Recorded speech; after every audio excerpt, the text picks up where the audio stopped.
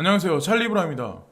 아마 여러분들도 어젯밤하고 요 근래 며칠은 좀 약간 설레이셨을 거예요. 그리고 어저께 밤 같은 경우는 저 또한 약간 진폭이 있으면 좀 설레이지 않고 약간 그런데 조금 떨어졌다고 막 그러지 않고 그랬는데 어저께 밤에는 저 같은 경우도 좀 약간 설레이더라고요. 그래서 페이스북에 관한 어떤 그 미국의 입장을 그 매스컴을 통해서 계속해서 이제 번복하면서 뭐 된다 안 된다 막 이런 식으로 얘기를 하는데 지금 이 계정은 로보트762랑 제 계정이 YJ 킴이라고 그 두 개가 제 계정이에요. 근데 제가 스팀에다 글을 쓴 지 2년 전에 잠깐 몇 개월 동안 글을 쓰다가 이제 몇 개 정도 글을 쓰다가 그냥 중단을 시켰거든요. 근데 이 자료는 제가 2년 전에 이제 페이스북하고 암호화폐하고 이제 연결시켜가지고 제가 분석을 하면서 이 글을 만들었던 거거든요. 제가. 그래서 어쨌든 제가 예전에 2년 전에 썼던 글을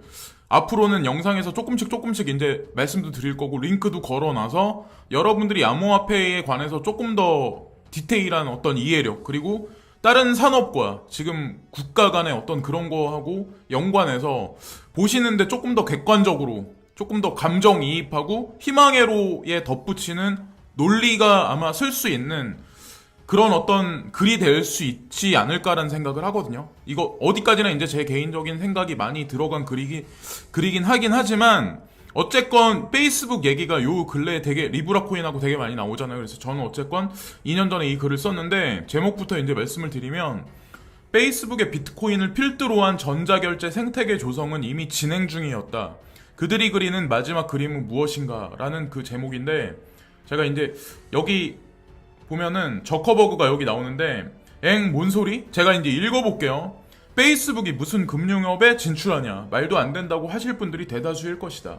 스팀에 투자하신 분들이 대다수가 스팀에 페이스북 추월을 지향하며 꿈꾼다.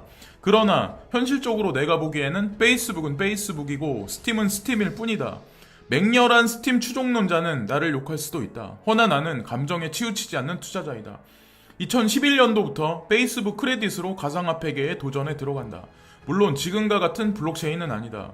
자, 여기서 티스토리의 어설프군 YB님의 좋은 글이 있어서 페이스북 크레딧에 대해서 이 글을 참고하시면 좋을 것 같다.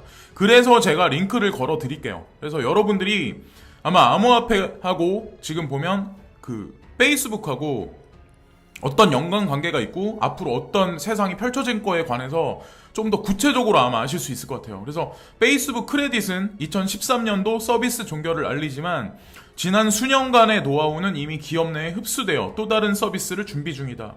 또 다른 티스토리 후드래비님의 좋은 글이다. 이분 것도 제가 참고해서 링크를 다 걸어놨거든요. 그래서 페이스북은 아지모, 모니테크놀로지, 트랜스퍼와이즈 세 곳의 국제 송금 서비스 스타트업과 제휴하기 위해 접촉한 것으로 알려졌습니다. 위에 링크된 후드래비님의 글에서 발췌된 내용이다. 이게 2014년도이다. 자, 지금서부터 5년 전이에요. 지금 리브라 코인 얘기가 나오긴 하지만 자, 그래서 이 기사는 2017년도 2월 뉴스다. 페이스북, 아마존, 알리바바가 유럽 금융권 아성을 허문다는 내용인데 일단 이 글도 참고하시고 개인적으로 보기에는 페이스북, 아마존, 알리바바, 구글, 유튜브는 이미 한몸인 자운동체이지 않을까라고 이제 저는 생각을 했었고 여기 보면은 조립 로봇가 여기 나와 있죠. 그래서 다 이게 자웅동체라고 이제 저는 생각을 했었는데 여러분들은 페이스북이 뭐하는 회사인지 알 것이다. 그리고 알리바바의 알리페이가 전 세계에서 어느 정도 인지도와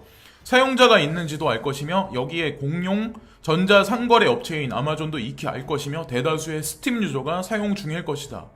여기까지만 얘기해도 눈치 빠른 분들은 아실 것이다. 겉에서 보기에는 서로 대립구도에 있는 기업 같지만 이 기업들이 상호 제휴한다면 그 결과는 최종적으로 무엇을 탄생시킬 것인가? 본인이 CEO라면 무슨 생각을 할 것인가? 왜 주커버그가 알리바바 마윈 회장과 미팅했을지 들춰보지 않아도 느낌이 오지 않는다. 그러니까 예전에 저커버그하고 마윈 회장하고 둘이 미팅을 한 적이 있었죠. 되게 장시간 동안. 그래서 그거에 관한 객관적인 기사도 제가 링크를 걸어놨었고 기사에 보면 지난 10월 이게 2017년 얘기예요. 10월 페이스북은 아일랜드와 금융결제 서비스에도 체결했다. 왜 하필 아일랜드인가? 대부분 그러실 거다. 아일랜드? 아일랜드는 유럽에서 경제적 위치가 그리 크지 않다. 허나 중요한 건 우리가 모르는 사실이 있지. 전통적으로 아일랜드는 지열 발전으로 전기료가 저렴하다. 그래서 사진 올려놨는데 전기료가 저렴한 게 중국뿐인가? 아일랜드 지열 발전을 이용한 저렴한 전기료 덕택에 숨겨진 유럽의 대규모 비트코인 채굴장이 대규모로 설치되어 채굴 중이다. 거기에다가 연평균 기온이 낮아서 그래픽카드의 발열로 인한 효율 감소가 없어 비트코인 및 전자화폐 대량 채굴에 좋은 환경에 한몫한다. 이보다 더 좋은 환경이 있을 수 있을까? 페이스북이 지난 10월 아일랜드와의 금융 서비스 제공 계약 체결이 의미하는 것은 아일랜드를 통한 유럽으로 진입이며 테스트를 아일랜드에서 시행한다는 포부 같다. 위의 기사에서도 이 내용은 있을 수 있다. 내 생각도 그렇다.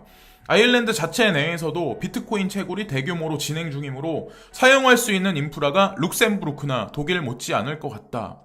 그러나 페이스북은 아직까지 가상통화에 대한 비트코인이나 이더리움 채택이나 기존 플랫폼의 이식이나 사용 계획 등을 공식적으로 표명하지는 않았다. 왜 그럴까? 그래서 포커페이스를 친다고 이제 저는 그때부터 생각을 했었는데 페이스북은 현재 사용자가 20억 명 사용 중이며 10대 사용자의 약진이 두드러진다. 그래서 모든 산업의 가장 중요한 건 어느 연령층의 사용자가 두드러지냐가 중요하다고 생각한다. 표본 추출한 한국이 이럴진데 전 세계 어느 나라가 특별히 틀리겠는가. 10대 때부터 페이스북을 사용한 계층은 이와 동기화된 왓츠업, 인스타그램, 유튜브, 구글 등과도 알고 보면 밀접하게 연관돼 있으며 이런 10대가 20대가 되고 댄들 굳이 다른 새로운 SNS 서비스가 파격적이지 않는다면 굳이 그 새로운 서비스를 이용할까 한다. 기업 환경 조성에서도 초기 시장 장악도 중요하지만 그 이후 신규 등록자의 연령층도 중요한데 이 데이터가 말해주는 건 주커버그가 미래를 보고 움직였던 계획과 성과가 페이스북 비전에 바람직하게 나아간다고 보여진다.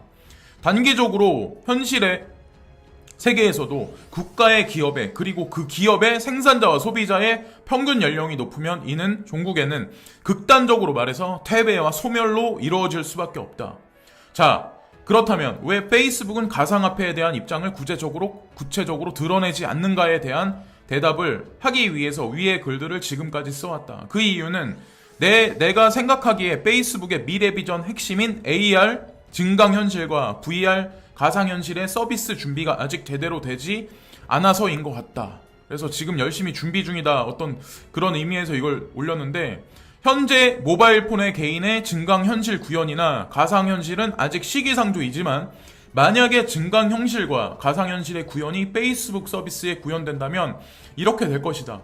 페이스북 사용자는 가상현실에서 만나 소통과 교감 및 화폐나 물품의 교환이 가능해질 것이며 또한 아마존이나 알리바바와 연동된 가상 쇼핑 공간에서 굳이 구매자가 중국 상하이에 가지 않더라도 상하이 백화점을 시각 및 청각으로 느끼며 보이차를 구입하고 프랑스 파리의 뽀숑을 가지 않더라도 가상현실의 뽀숑 초콜릿이나 잼이나 진열된 상점을 지나며 샹송을 들을 수 있을 것이다. 여기서 구매자는 물건에 대한 돈을 지불할 때 가상화폐가 쓰일 것이며 명백하며 이는 무엇을 야기하냐 하면 종국의 화폐 체계에서는 은행의 존재 이유가 사라진다는 것을 알 수 있다.